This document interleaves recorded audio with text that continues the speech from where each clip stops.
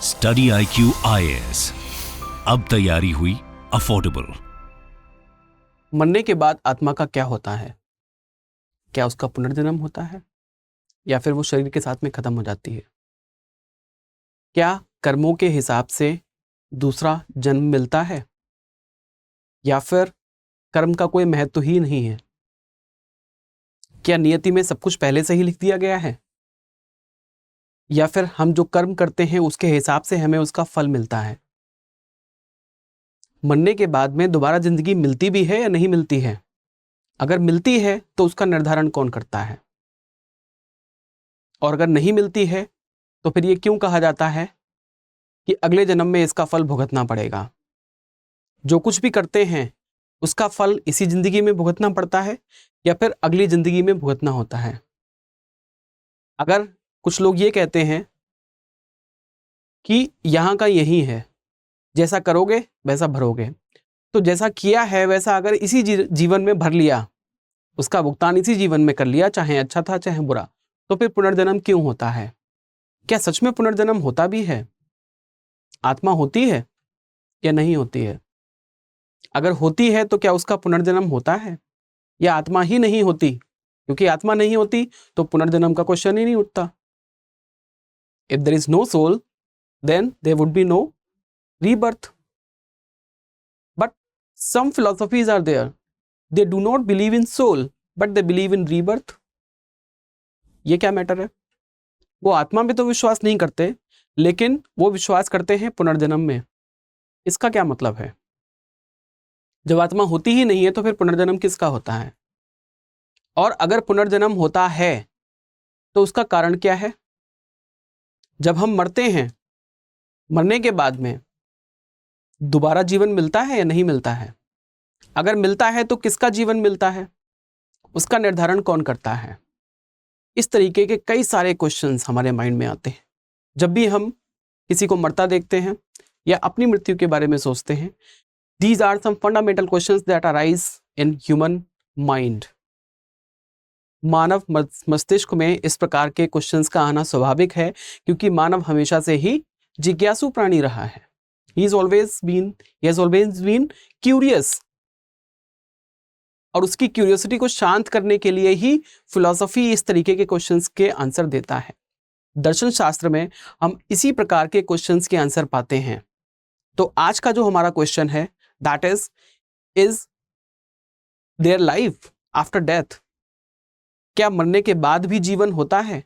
अगर होता है तो उस पर अलग अलग दार्शनिकों के अलग अलग थॉट्स के, अलग अलग स्कूल्स ऑफ फिलोसफीज के, चाहे वो इंडियन हो, चाहे वो वेस्टर्न हो, चाहे वो भारतीय हो और चाहे वो पाश्चात्य हो, उनके क्या विचार हैं, आज हम इसी की चर्चा करने वाले हैं।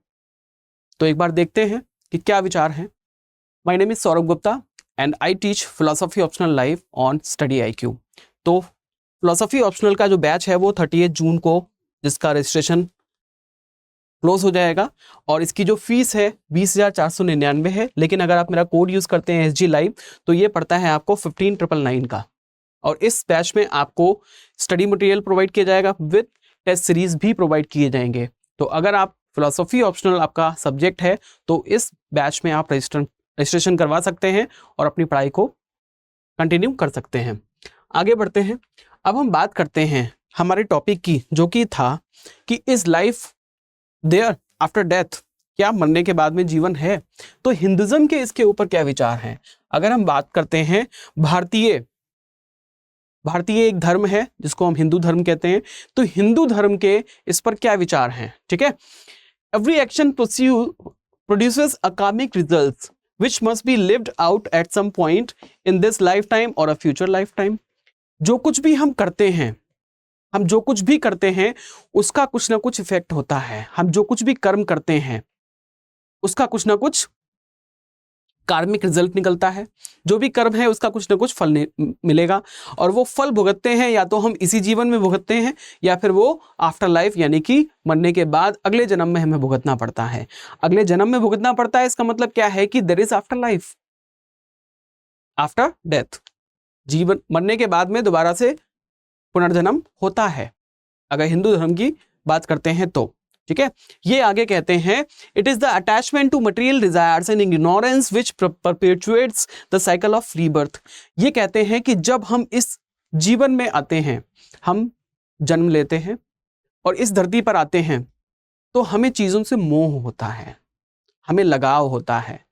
ये मेरा भाई है, ये मेरी माता है, ये मेरे पिता है, ये मेरा पुत्र है, ये मेरी पुत्र वधू है, ये मेरी बहन है, इन सबसे मुझे लगाव है। ये मेरा घर है, ये मेरी गाड़ी है, ये मेरा बंगला है, ये मेरा मोबाइल है, ये मेरी संपत्ति है। मुझे इन सब चीजों से इतना लगाव होता है कि मैं जीते जी उस लगाव को छोड़ नहीं पाता। उसका मोह जो है मुझे, वो मोह मुझे बांध के रखता है और उस मोह के कारण ही हम इस जगत में दोबारा जन्म लेते हैं। वो मोह हमें इस जगत में दोबारा से लेके आता है, जिसके कारण हम इस वर्ल्ड में दोबारा से जन्म लेके आते हैं। Because of this attachment we are entangled in the life in the cycle of birth and rebirth। ये जो जन्म मरण का चक्कर है, ये चलता ही रहता है जब तक हमें मोक्ष की प्राप्ति नहीं होती। मोक्ष की प्राप्ति का सीधा सा मतलब है कि आपने जो कर्म का बंधन है उसको काट दिया है, सभी प्रकार के जो मोह हैं उनसे आप मुक्त हैं। जब आप सभी प्रकार के मोह से मुक्त हैं, आप राग द्वेष सभी से मुक्त हैं, तो फिर क्या होगा? आपको इस जीवन में, इस धरती पर दोबारा जन्म लेने की आवश्यकता नहीं पड़ेगी। जन्म मरण के बंधन से आप छूट जाएंगे, ऐसा हिंदू धर्म कहता है। This cycle continues until moksha is और लिबरेशन इज अचीव्ड। जैसा कि अभी मैंने बताया कि जब तक मोक्ष नहीं मिल जाता, तब तक मुक्ति नहीं मिल जाती, तब तक ये जो साइकिल है ये चलता रहता है। आगे बात करते हैं फिलोसॉफिकल टॉपिक्स पे। कोई भी कभी भी आपको कोई डाउट होता है, कोई भी ऐसा टॉपिक है जिसमें आपको कभी डाउट है, तो आप मेरी ये जो आईडी है गुप्ता सौरभ BLY1, इसको नोट कर लीजिए, स्क्रीनशॉट ले लीजिए। आप मुझे टेलीग्राम पे मैसेज कर सकते हैं। अगर आप मेरे से इंस्टाग्राम पे कनेक्ट होना चाहते हैं तो टेलीग्राम और इंस्टाग्राम दोनों की मेरी एक ही आईडी है, गुप्ता सौरभ BLY1। इस पर आप मुझे पिंग कर सकते हैं और जो भी आपके डाउट्स होते हैं उसको मैं सॉल्व कर दूंगा। आगे बात करते हैं, आगे हम बात करते हैं बुद्धिज्म की। बुद्धिज्म क्या कहता है? बुद्धिज्म तो यहां तक कहता है कि देयर इज नो सोल, आत्मा होती ही नहीं है, क्योंकि ये तो नैरात्मवाद में विश्वास करते हैं और इनका जो कॉन्सेप्ट है वो क्या है? वो क्षणिकवाद है, क्षणिकवाद है, नैरात्मवाद है। तो जब ये आत्मा में विश्वास ही नहीं करते तो फिर रीबर्थ किसका होता है? तो फिर पुनर्जन्म किसका होता है? ये कहते हैं कि जो जिसका पुनर्जन्म होता है वो नित्य आत्मा नहीं है, यानी that is not eternal soul but that is momentary consciousness. वो एक क्षणिक चेतना मात्र है। उसी प्रकार से जैसे एक जलते हुए दिए की लौ के पास में अगर बुझा हुआ दिया ले जाया जाए तो उसमें भी वो लौ ट्रांसफर हो जाती है, वो दिया भी जल उठता है। उसी तरह से एक शरीर की जो चेतना है, जो कॉन्शियसनेस है, जब वो दूसरे बॉडी में ट्रांसफर होती है तो वो भी कॉन्शियस हो जाती है। And this momentary consciousness makes that body conscious. तो इसी को वो पुनर्जन्म यानी कि रीबर्थ बोलते हैं। And this is because of कार्मिक एक्शंस। और ये किसकी वजह से होता है? कर्म के आधार पर होता है कि जैसे कर्म किए हैं वैसे ही शरीर में दोबारा से आपको रीबर्थ होगा। और वो रीबर्थ कैसे होगा? आपकी जो मोमेंटरी कॉन्शियसनेस है that will be transfer to the another body. वो किस फॉर्म में होगी ये डिपेंड करता है। When individual dies their consciousness does not cease to exist but rather continues on to another birth. है ना, जब कोई व्यक्ति मरता है तो उसकी जो कॉन्शियसनेस है वो खत्म नहीं होती, वो दूसरे शरीर में ट्रांसफर होती है। The specific form of the next birth is determined by the accumulated Karma. Accumulated Karma का मतलब है संचित कर्म। आपने जो कुछ भी कर्म कमाए हैं इस जीवन में, उन कर्मों के आधार पर आपका आफ्टर लाइफ डिसाइड होगा कि आफ्टर लाइफ क्या होगा। And the individual state of mind at the time of death, मरने के समय पर इंडिविजुअल का जो स्टेट ऑफ माइंड है उसके आधार पर और आपके जो कार्मिक एक्शंस हैं, जो आपके एक्यूमुलेटेड कर्मास हैं, उनके आधार पर आपका नेक्स्ट बर्थ जो है वो डिसाइड होगा। Rebirth can occur in various realms of existence, including realms of suffering, such as hell or the animal realm.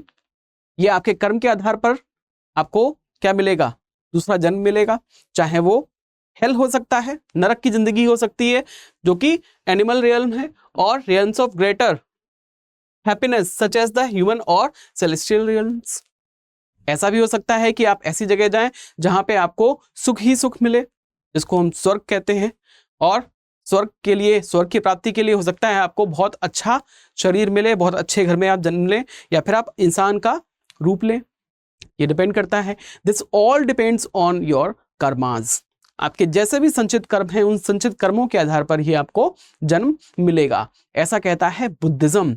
जो जैनिज्म है, जैनिज्म के जो व्यूज हैं वो भी इनसे काफी हद तक मिलते जुलते हैं। अब जैनिज्म क्या कहता है? इन जैनिज्म रीबर्थ नोन एज संस्कार is a fundamental concept that revolves around the eternal cycle of birth, death and rebirth। अब यहां पर जो रीबर्थ है उसको एक संस्कार माना गया है, जो रीबर्थ है उसको एक संस्कार माना गया है जो कि इस चक्र को चलाते रहता है, डेथ, बर्थ एंड रीबर्थ, मृत्यु, जन्म और पुनर्जन्म, ये चक्र जो है वो चलता रहता है। Similar to the Buddhism, Jainism teaches that all living beings are trapped in this cycle until they attain liberation। वैसा ही है जैसा बुद्धिज्म बोलता है कि जब तक उनको लिबरेशन यानी कि मोक्ष यानी कि कैवल्य उनको नहीं मिल जाता, जब तक उनको लिबरेशन नहीं मिल जाता, तब तक वो इस जन्म मरण के साइकिल में घूमते रहते हैं। और वो उनको तब तक नहीं मिलता जब उनमें राग द्वेष जो है जैसी भावनाएं, मोह जैसी भावनाएं जो है वो रहती हैं। उनके जो संचित कर्म हैं जब तक वो पूरे नहीं हो जाते, उनके कर्मों को वो पूरी तरीके से नहीं भुगत लेते, तब तक वो इस जन्म मरण के चक्र में फंसे रहते हैं, बार बार इस धरती पर आते हैं और जन्म लेते हैं अपने कर्मों के फलों को भुगतने के लिए। इस तरीके से जैनिज्म कहता है। आगे बात करते हैं। अब जो हमारा भारतीय दर्शन है वेदांत, वेदांत दर्शन क्या कहता है? अगर हम शंकराचार्य की बात करते हैं तो Shankaracharya is a father of Advaita Vedanta, ये अद्वैत वेदांत देते हैं। इनका क्या कहना है? He says, according to Shankara's Advait Vedant, rebirth is the result of the jiva's identification with the body mind complex and the influence of karma। यहां भी कर्म की बात करते हैं, जो बॉडी माइंड कॉम्प्लेक्स है और इन्फ्लुएंस ऑफ कर्म उसकी बात करते हैं। The ultimate goal is to realise the non dual nature of the jiva and the Brahma. तो माइंड और बॉडी में जो डिफरेंस है उसके कारण और जो आपके कर्म हैं उनके कारण आपको अज्ञानता होती है, और वो अज्ञानता का कारण है माया, जिसके कारण आप स्वयं को नहीं पहचान पाते। You can not identify yourself, you can not realise yourself, but when the process of self realization occurs, you realize yourself as Brahma। तो जब आप अपने आप को जान जाते हैं कि अहम ब्रह्मास्मि, मैं ही ब्रह्म हूं, तो जो नॉन डुअलिटी का कॉन्सेप्ट है माइंड बॉडी का वो खत्म हो जाता है और आप अपने आप को पहचान लेते हैं कि आप कौन है। यू रियलाइज योर सेल्फ, ऐसा ये कहते हैं, and that is called liberation. आगे ये कहते हैं jiva and Brahma thereby attaining liberation from the cycle of birth and death. तो जिस दिन जीव अपने आप को पहचान जाता है तो उस दिन उसको क्या मिल जाता है? उस दिन उसको लिबरेशन मिल जाता है। तो लिबरेशन का यहां पर वेदांत में क्या मतलब है? लिबरेशन का वेदांत में इतना मतलब है कि भाई जब आप स्वयं को पहचान लेते हैं कि मैं ही ब्रह्म हूं, that is the stage where you get liberated. Your soul is get liberated from the cycle of birth and death। जन्म मरण के चक्र से आपको छुट्टी मिल जाती है जब ये पहचान लेते हैं कि मैं ही ब्रह्म हूं, and duality is not there, there is only monism, Advaita है। इसीलिए इनके दर्शन को अद्वैत वेदांत बोला गया है। ठीक है, आगे बात करते हैं। अब अगर हम वेस्टर्न फिलोसफी की बात करते हैं, वेस्टर्न फिलोसोफर की तरफ बढ़ते हैं, पाइथागोरस जो कि एक ग्रीक फिलोसोफर है। तो ये ग्रीक फिलोसोफर क्या कहता है? Pythagoras believed in the transmigration of souls. ये ट्रांसमिग्रेशन ऑफ सोल्स में विश्वास करता है, यानी कि जो आत्मा है वो एक जगह से दूसरी जगह ट्रांसफर होती है, इसमें वो विश्वास करता है, यानी कि एक बॉडी से दूसरे बॉडी में ट्रांसफर होती है। They held that the soul is immortal and undergoes a cycle of rebirths. वो ये मानता है कि जो आत्मा है वो क्या है? वो इमॉर्टल है। इमॉर्टल का मतलब क्या है? वो मर नहीं सकती, वो अमर है। ठीक है, वो अमर है और इसी की वजह से वो रीबर्थ के साइकिल में चलती है इनटू डिफरेंट लाइफ फॉर्म्स, जो कि डिफरेंट अलग अलग जीवन के फॉर्म्स में, अलग अलग आकार में वो चलती है। ठीक है, based on the principle of karma and the purification of the soul. ये भी कर्म में विश्वास करते हैं। ये डिपेंड करता है कि आप कौन से शरीर में आपकी आत्मा जो है वो ट्रांसफर होगी, that depends on your Karma. वो आपके कर्म के ऊपर डिपेंड करता है।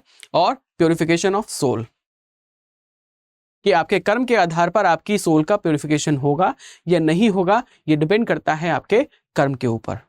तो अल्टीमेटली हम ये भी देखते हैं कि वेस्टर्न फिलोसोफर जो पाइथागोरस है, ग्रीक फिलोसोफर, वो भी कर्म में विश्वास करता है और ये कहता है कि आपके कर्म के ही आधार पर आपको दूसरा पुनर्जन्म मिलेगा या फिर नहीं मिलेगा, इसका डिसीजन आपका कर्म ही करेगा।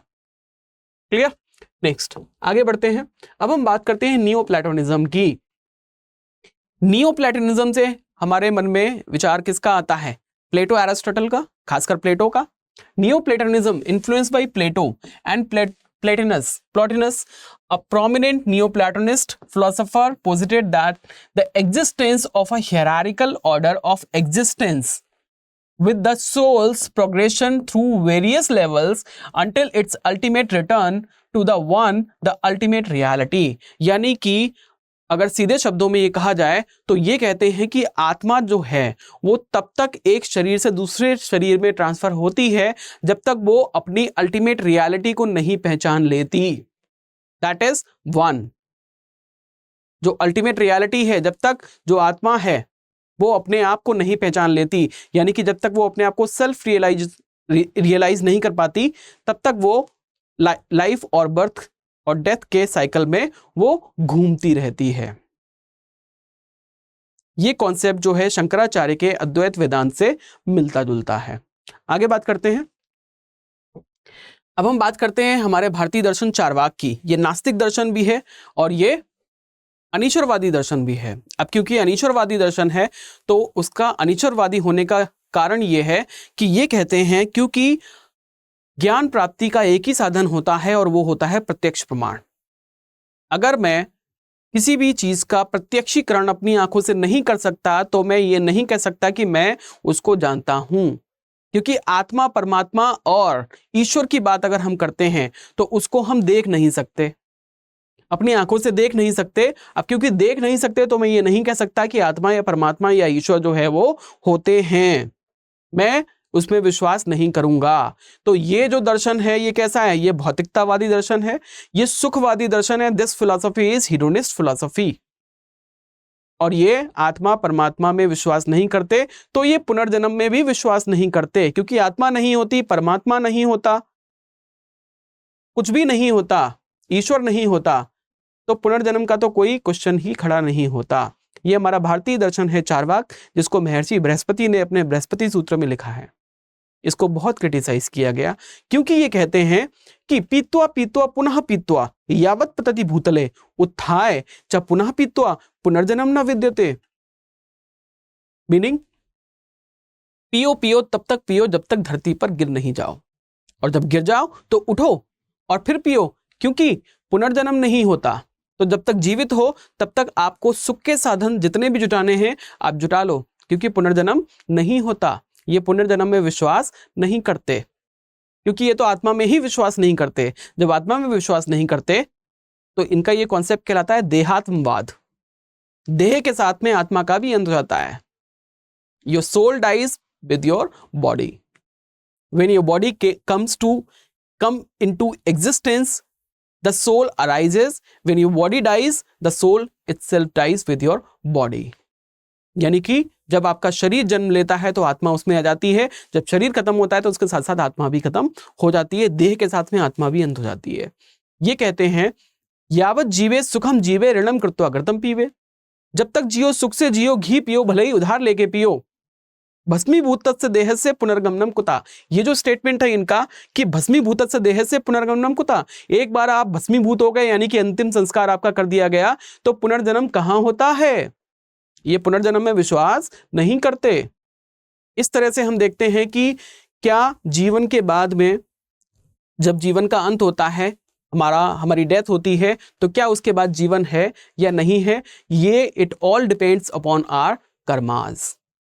इसका कंक्लूजन यही निकलता है कि हमारे कर्म के आधार पर यह निश्चित होता है कि हमें पुनर्जन्म मिलेगा या नहीं मिलेगा। अगर हमने जो हमारे संचित कर्म है, जो एक्यूमुलेटेड कर्मास हैं, अगर हमने उनका फल इसी जीवन में भुगत लिया है तो हमें दोबारा से जो दूसरा जीवन है उसको लेने की आवश्यकता नहीं पड़ेगी। ऐसा हमारे मोस्ट ऑफ द फिलोसोफर्स हैं वो ये कहते हैं, except one, that is Charvaka. ठीक है, तो चलिए ठीक है, फिर आज के लिए इतना ही। मुझे लगता है ये जो क्वेश्चन है इसका आंसर हमने फाइंड आउट कर लिया है कि जीवन के बाद में दोबारा जीवन होगा, डेथ के बाद में जीवन होगा या नहीं होगा, इसका फैसला हमारे कर्म करते हैं। ठीक है, इसी तरीके से अगर फिलॉसफी में कोई भी डाउट है तो आप मुझसे कांटेक्ट कर सकते हैं personally, Gupta Saurabh BLY, this is my Telegram ID, as well as if you want to connect me over Instagram, you can connect me with the same ID. That is all for today's class. Thank you so much for joining my class. Have a good day, good luck, stay tuned to Study IQ. Study IQ IAS, अब तैयारी हुई affordable.